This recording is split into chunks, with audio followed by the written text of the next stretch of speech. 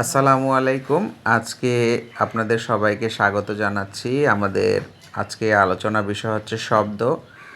প্রথমে শিখব শব্দ কাকে বলে এবং শব্দ কত প্রকার, সেগুলোর উদাহরণসহ আমরা আজকে বিস্তারিত আলোচনা করছি। আসুন প্রথমেই জেনে নিই শব্দ কাকে বলে। এক বা একাধিক ধ্বনি বা বর্ণ পাশাপাশি বসে যখন একটি নির্দিষ্ট ও পূর্ণ অর্থ প্রকাশ করে তখন তাকে শব্দ বলে।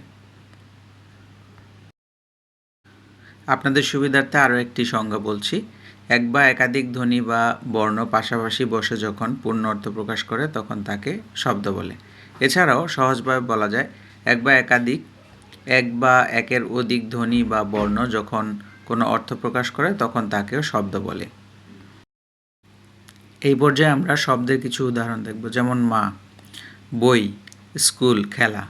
এগুলোর সবই শব্দ, কারণ এগুলোর অর্থ আছে। যদি আমরা বলি যে কদক বা টজ, এগুলোর কোনো অর্থ নেই, তাই এগুলো কোনো শব্দ নয়। কাজেই এখানে যেটা হতে হবে, একটা পূর্ণাঙ্গ অর্থ প্রকাশ করতে হবে, তাহলেই সেটা হচ্ছে শব্দ হবে। সহজভাবে বলছি, শব্দ 5 প্রকার। শব্দ মূলত হচ্ছে তৎসম শব্দ, অর্ধ তৎসম শব্দ, তদ্ভব শব্দ, দেশি শব্দ এবং বিদেশি শব্দ। এর শব্দ মূলত এই 5 প্রকার। এই পর্যায়ে আমরা শব্দের উৎস বা উৎপত্তি অনুসারে শব্দকে প্রধানত 5 ভাগে ভাগ করা আছে।